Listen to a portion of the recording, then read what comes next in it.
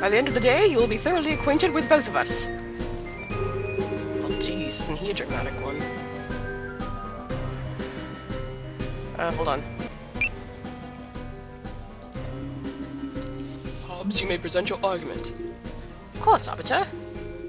Allow me to begin by describing to you the natural state of man. In the natural state, men find themselves equal and in competition for resources. Being selfish, they will go to any length to achieve their desires. This sets them at odds with every other man, creating a constant state of war. Ceaseless conflict makes life nasty, brutish, and short. And there we go, the natural state of mankind. But wait, you said nothing about morality. Of course not. In the natural state, there is no morality. There is nothing binding us to respect one another, nothing stopping us from killing each other. What? Well, that's depressing. And ridiculous. Of course there's a sense of right and wrong. Arbiter, there is no way this philosophy can possibly be the correct answer. You seem rather sure of yourself, Mr. Jones. Shall we put your theories to the test? Gladly. Careful.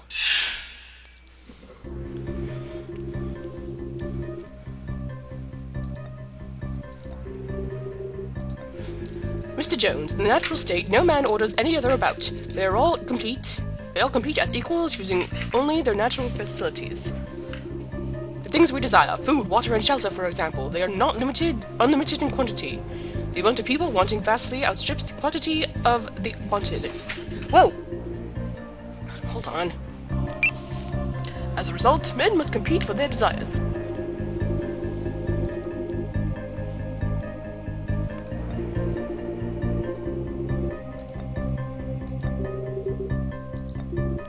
Tell me, Miss Jones, why do you stand here debating philosopher after philosopher? Do you simply do it for the fun of it?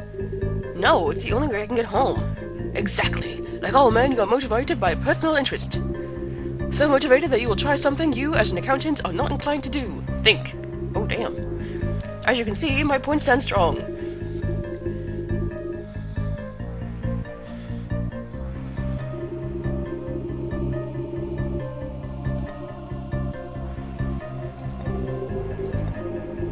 Unable to achieve the same ends, men must fight to gain an upper hand. In such a world, false and fraud are the only cardinal virtues. Eesh, talk about a bleak view of humanity.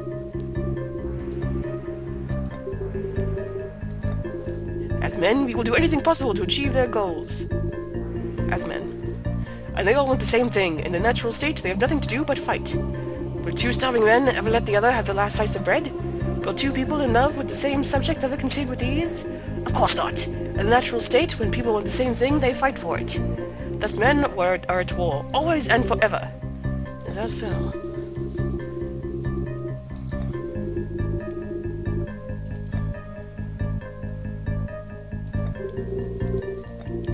Indeed, it comes in three parts. The first is that it is nasty. In the natural state, when of constant war, death is everywhere, disease, discomfort.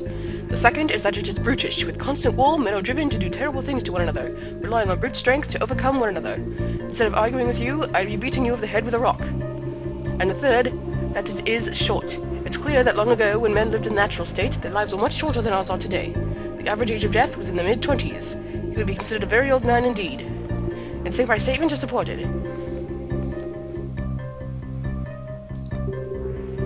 This portrait is so absolute and grim. I know it can't be. Oh, but why is this guy so respected? There is no way this will win our way home.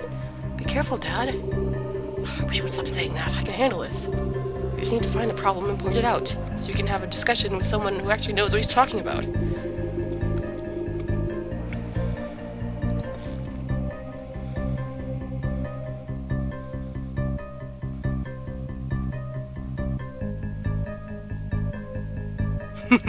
Your face is ugly.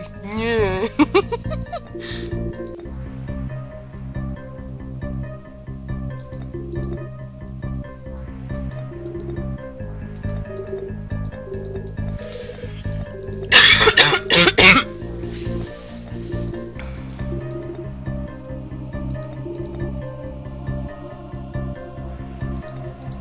Oops.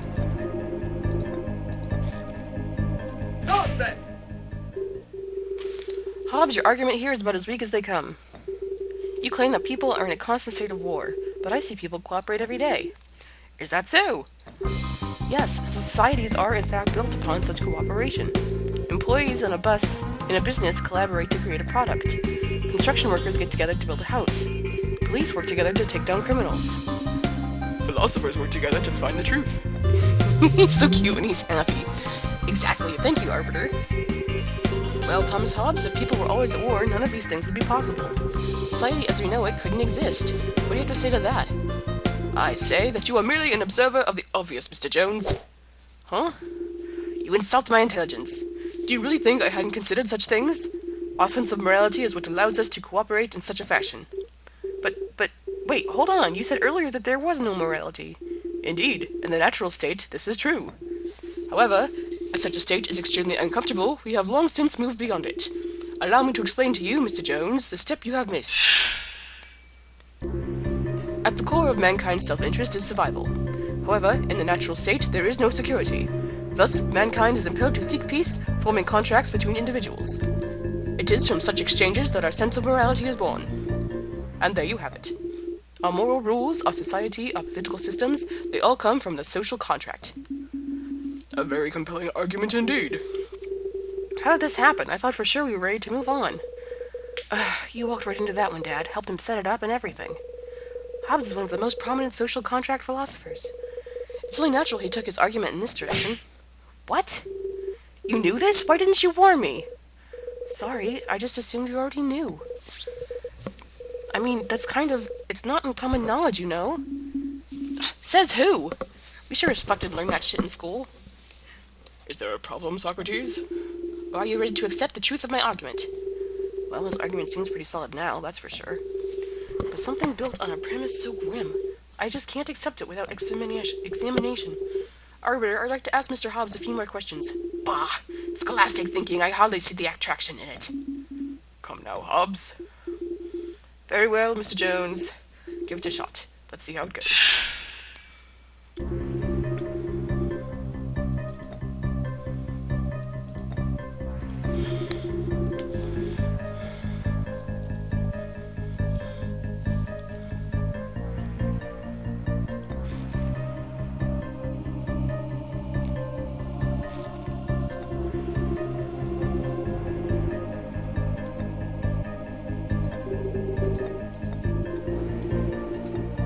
Is not your reaction to discomfort to seek a means of comfort? The contract is the way that one achieves such comfort. I'm pretty sure my observation stands. Prima facie. Prima facie? On the surface, girl.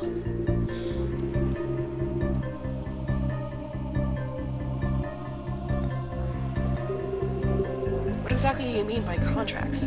Indeed, this could use some elaboration. Very well. By contract, I refer to an agreement between individuals. In such contracts, we agree to give up some of our personal freedoms, most notably our freedom to harm. Because others do as well, such an agreement confers onto everyone greater security. Huh, interesting.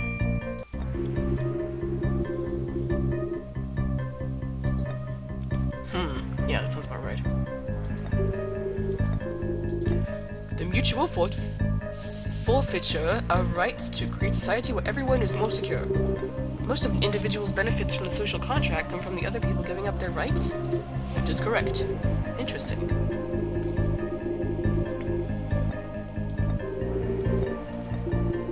You yourself gave countless examples of people working together. Do those not suffice? When the stronger man agrees to guard the weak in exchange for pay, in that instant a contract is formed.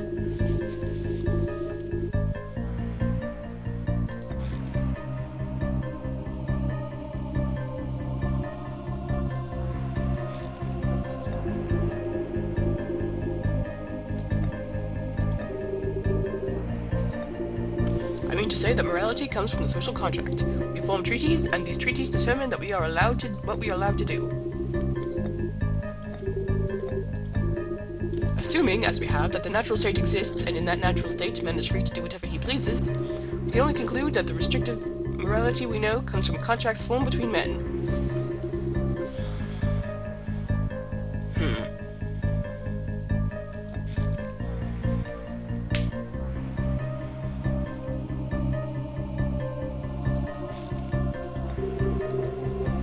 he's certainly good at this. He's famous for a reason, Dad. Are we finished, Mr. Jones? Can't show weakness with these people, they're like sharks. There's got to be a problem here. This can't be the answer.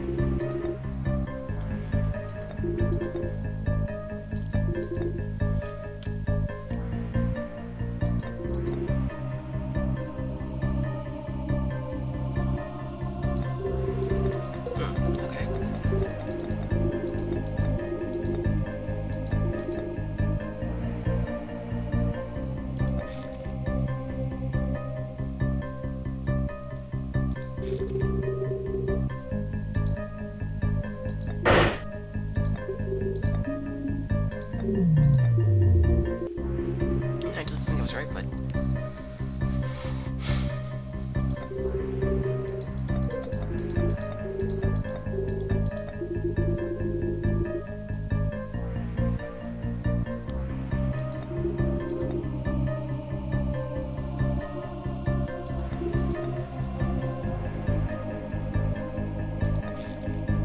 Nonsense! Hold it right there, Hobbes. I'll admit the individual parts of your philosophy sound good on paper, but they don't work quite so well when viewed as a whole. Is that so? Do explain. Gladly. Your social contract theory is based on the idea that people are selfish, correct? Indeed. And that they will go to any lengths to improve their own prosperity, correct? Which is why contracts must be formed.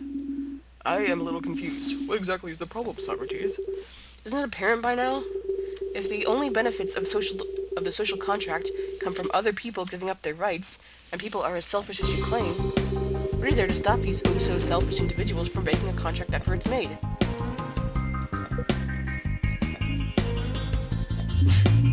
Why, that is a very good question! Working off Hobbes' own theory of human nature, men will always seek the most advantageous situation.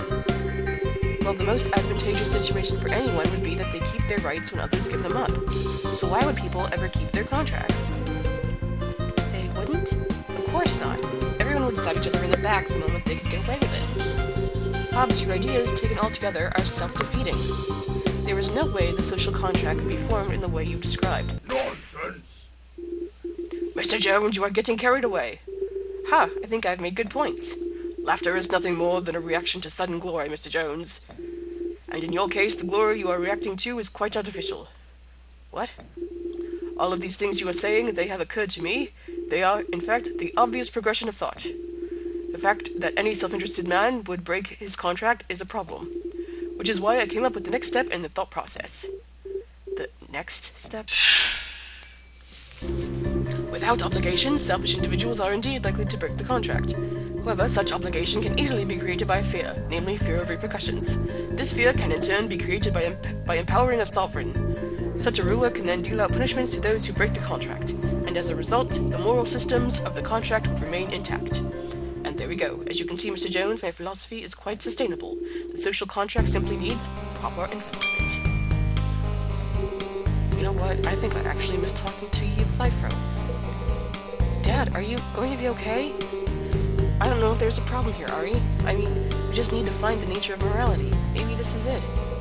You honestly believe that? Do you think that morality is found in the rules dictators enforce? Well, no. Well then, keep looking. There has to be a flaw in his argument somewhere. Are you two quite done chatting over there? Yes, Arbiter, sorry. Hobbes, you may have thought through my previous challenges, but my life depends on my only accepting the true nature of morality, and somehow I just can't accept that this is it. Bah, humbug. Very well then, Mr. Jones, I have all the time in the world. Examine away.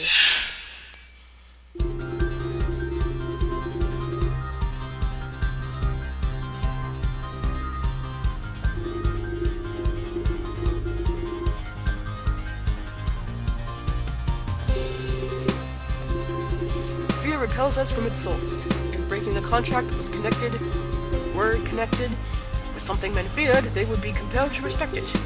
So, like, a horde of zombies? Excuse me? Well, people fear zombies, so if breaking the contract was tied to unleashing zombies, I think my dad gets it. Let's move on. For once, we agree.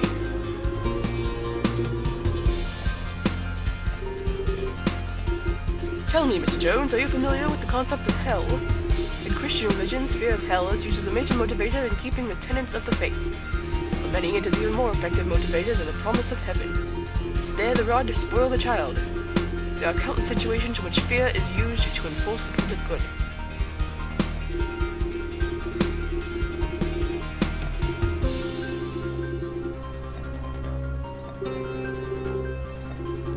Simple. The people give power to a ruler who is able to enforce the contract. By give power, you mean form an agreement with? Indeed. As in a contract. Yes. In exchange for the power, he grants order and protection. Interesting.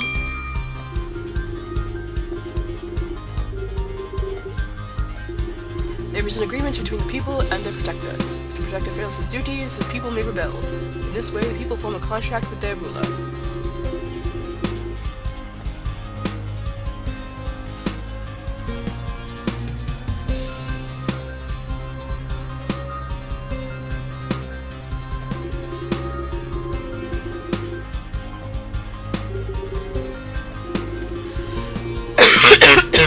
Imprisonment, flaying, hanging, a ruler would be able to deal out justice as appropriate to those who deserve it.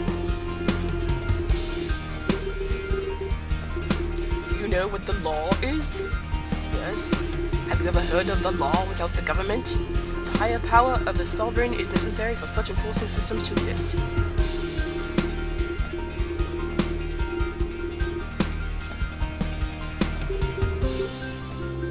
The sovereign provides the obligation the social contract needs to survive. Our society hasn't fallen apart yet, has it? So man, for all his inadequacies, must be doing something right.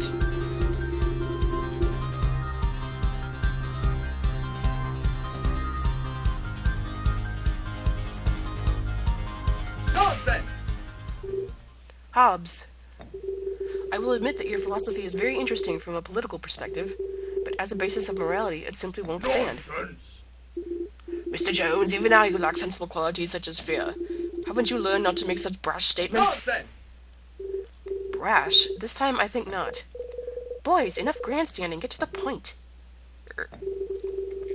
Hobbes, you said that the source of our obligation to the social contract is in the pressures laid upon us by the sovereign, is that correct?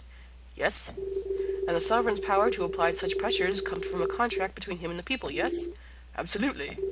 Well then, Hobbes, answer me this. What obligates the king to follow his contract with his people? You may have added a layer of obligation, Hobbes, but you haven't fixed anything. The problem is still exactly the same. The king, being selfish, will take advantage of his people. And we are back where we started. No matter, just another moment of your time and I will lay out what bids the king to his contract. Fines. Nonsense! Well, you see... I don't need to hear it, Hobbes. What? What? How dare you? The fact is, we can do this forever. I can continue to point out the lack of obligation in your morality, and you can attempt to provide a source. You are curing the symptoms and not the disease. The question you need to answer is not what obligates the king. If the source of obligation is the social contract, then it can only be another contract.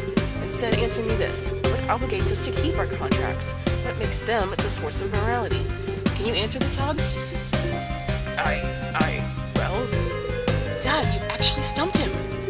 This is the core of your problem, Hobbes. Morality based in contracts leads to an infinite regression of obligations. Thus, they can't possibly be the true source. Gah! Wow, Dad, let's see him counter that. Well, Hobbes, how can something that requires obligation be the source of all obligation? It just doesn't make sense. Your philosophy is hobbled, Hobbes.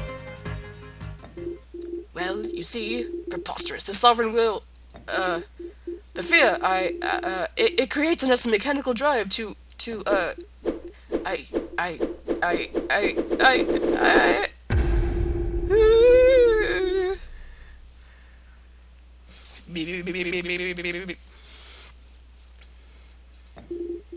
Socrates, do you know what my last words were before I died? Now I am about to make my last voyage, a great leap into the dark. I desired rest, a life finally free from fear and discomfort. I did not wish to be trapped in this realm, debating for all eternity. Accepting the arbiter's challenge was a foolish choice, Mr. Jones, but needless to say, I can understand why you did so. And ignorant as you are, you have given me reason to re-examine my principles. I shall now take my leave.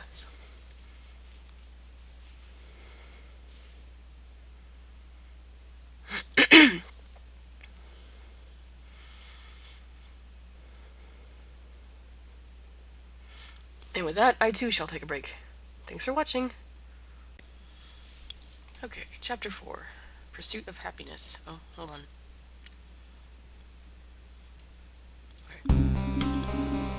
Well, I must say, Socrates, I'm impressed. Huh? Hobbes holds significant clout here in the intellectual realm. His ideas influenced later prominent thinkers such as John Locke, Jean-Jacques Rousseau, and John Rawls. All Johns. Interesting. Besting him, or even getting him to question the logic of his ideas, is a significant accomplishment. Too bad he's dead and it doesn't fucking matter. So does this mean Dad gets to come home now? No, the door is still closed. Indeed, her success here, while impressive, cannot be construed as providing an answer. They only mean that Socrates' range of faces even greater challenges. Great. Okay then, so which arrogant know-it-all do I have the honor of facing next? Wait, is that...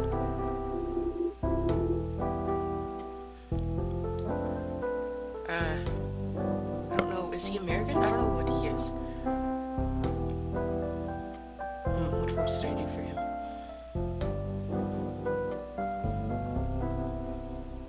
John Stuart Mill at your service. It is! It is who? John Stuart Mill, one of the most prominent utilitarian philosophers, Dad. He was a member of Parliament and an early feminist as well. Really? Oh, well, okay. I've mentioned him at least 4 times today. I'm sorry. Not to worry, old chap. I'm sure we'll get to know each other quite well by the end of the day. Shall we begin? In our society, good comes from the accomplishment of some desirable end. However, happiness and freedom from suffering are the only things truly desirable as ends. Thus, actions are right in proportion as they tend to promote happiness, wrong as they tend to produce unhappiness. As a result, one should choose every action in order to maximize overall happiness. And there you have it, gentlemen. Happiness must be the source of all good. This is the core idea behind ACT utilitarianism. Eee! He's so amazing. Isn't he amazing, Dad? I guess. He's about 200 years older than you. Turn it down a bit, you freaking creep. Well, Socrates, you have heard John's presentation. What is your intended course of action? Another John? Jesus Christ. Ugh, that was my ex's name, too. Well... Dad, look, this is the closest thing to the nature of morality we are going to get. How do you know that? I've studied him for ages, that's how. He's brilliant. Come on, Dad, if you just acknowledge this, you can get out of here. Well, Socrates, do you accept Mill's principles? Actually, I believe I'll ask the MP a few questions if you don't mind. What? By all means, go ahead. It is only healthy for individuals to voice their queries. Trapped thoughts have no use, after all.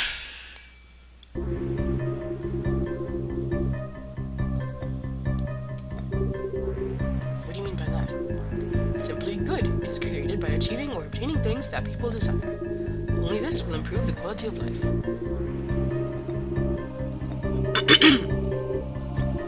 In our society, the things we value have positive effects. For example, we value good parenting because it produces good members of society.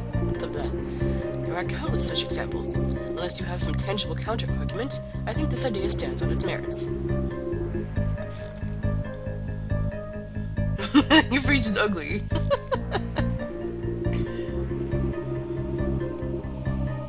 I don't believe that. And to all the things we can strive for, happiness is the only true end. Everything else only serves to support this end. Most things which mankind values, love, peace, property, are valued because they further some other end. If we follow such value chains to their conclusions, they all come to rest on happiness. For example, peace furthers security, which furthers luxury, which furthers happiness. See? Very well reasoned.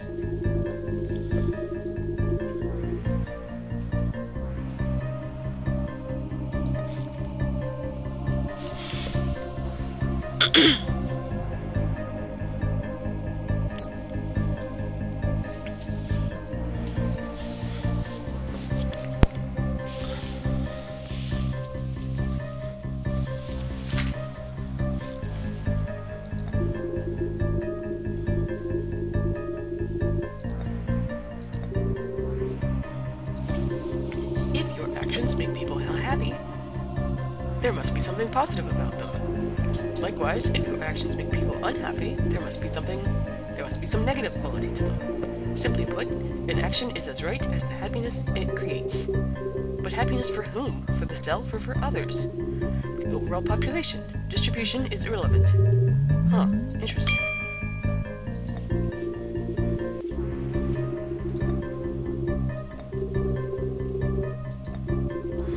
This seems pretty self-sufficient to me. Oh, okay.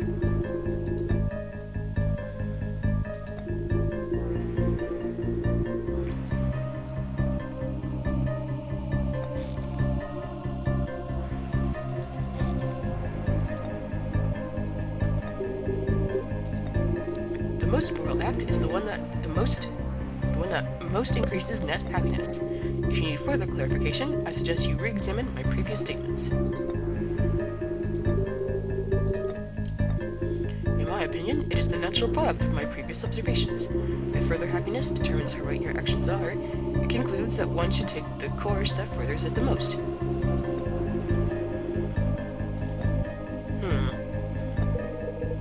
What are you doing? I am examining his reasoning, Ari. But his philosophy makes sense. Please don't make this harder than it needs to be. I'm sorry, Ari, but I can't take that risk.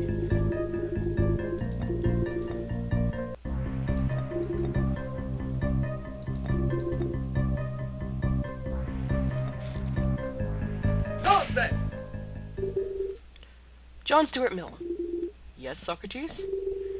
I understand the reasoning behind your philosophy, but following your reasoning in all situations creates some worrisome implications. What, Dad, are you serious? Mill's philosophy is perfect. You can't just go, "Continue, Socrates." Gladly. The problem here is that happiness is not equivalently exchanged. It can be gained and lost in unequal measure. Since your philosophy does not care how happiness is distributed, this leads to some unfortunate scenarios. Really? Explain. Let's say, for example, that I would gain twice as much happiness from punching Hobbes in the face as he would lose from being punched. I was already pretty miserable after all. According to your philosophy, in this situation, punching Hobbes would be entirely moral, as it would increase overall happiness. But as much as Hobbes was a jerk, I can't believe that violence would be the right course of action. Indeed, I think I prefer my debates not involving fistfights. But Dad, that's just one example. Well then, let me provide another one, Ari. Let's say there was a monster that would gain far more happiness from eating you than you could ever gain over the course of your life. Would the moral action then be to feed yourself to the monster? Your philosophy would say yes, but that seems preposterous, does it not? Dad, what are you doing? That situation would never arise. Bringing imaginary monsters into a bait? Is that really how you intend to get home? Nonsense! Actually, your father raises some good points. What? But... Adrian, he who knows only his side of the case knows little of that. As thinkers, it is our job not only to challenge the thoughts of others, but to challenge ourselves. Both of the thought experiments Socrates has presented are valid, and both are troubling. Judging every choice as it arises seems, upon reflection, difficult to defend. Are you serious? Please don't let my dad run all over you. Not to worry, Adrian. The core of my philosophy still stands strong. Allow me a moment, gentlemen, to present an altered position. The problem you have described can be addressed through the application of universal rules. These rules should be chosen in order to create the most happiness possible with as little harm as possible. While these rules may not maximize overall happiness, they will at least guarantee that net happiness never decreases. Actions can be considered moral when they follow such rules. As you can see, the idea that happiness is the source of morality is still possible. I believe I shall refer to this as rule utilitarianism. An interesting evolution of your ideas, indeed. You see, Dad, Mill's philosophy is solid, as I told you. Because, I actually studied this stuff. Whatever happened to me having to decide for myself? Yeah, well, that was before you hopped on the smug wagon. The smug wagon? Socrates, shall we continue? I guess so.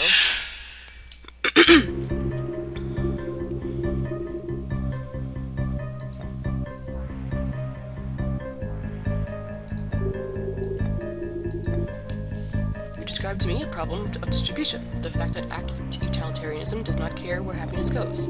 This can be addressed by following general rules, which I will elaborate upon later.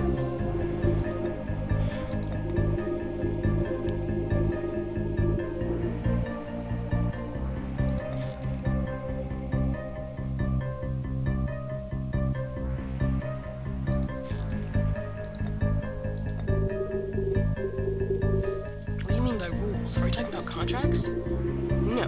While Hobbes' theory and this could result in some of the same guidelines, the rationale behind their existence would be different. There are certain rules which, if always followed, would make society a happier place than if they were not. These are the rules which meet the qualifications of rule utilitarianism. As happiness is still the only ultimate end, the only rules that make sense would be the ones that further that end. Thus, it makes sense that the rules which govern our actions should be chosen accordingly.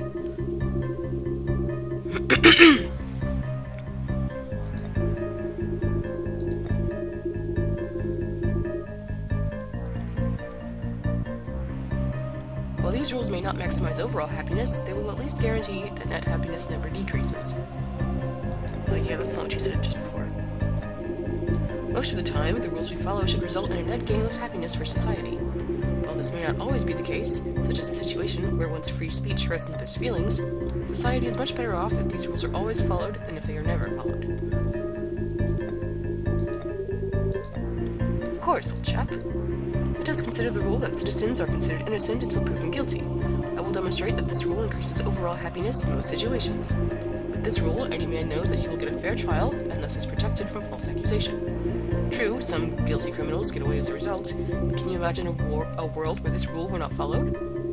Yeah.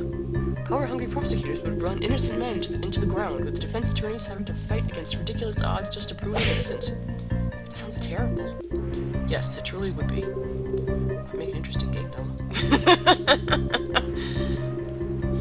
The best game ever, with Edgeworth!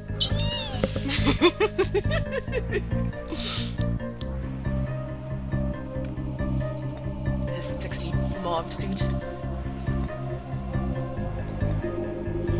Actions can be considered moral when they follow such rules.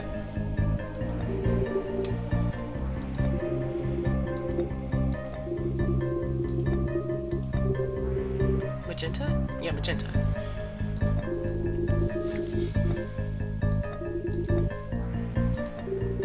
Most of the time, even in the case that the rules create unhappiness, we should follow them? Well, no. Theoretically, if in a certain situation following a rule created enough unhappiness, that rule should be revamped. Broken and replaced with a more nuanced rule. Interesting.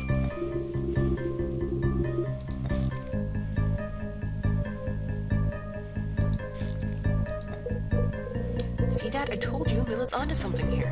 Now please, stop being difficult, listen to what he has to say. I am listening, and I still have many questions for him. There's something off about this solution. I can feel it. I just need to do a little more digging.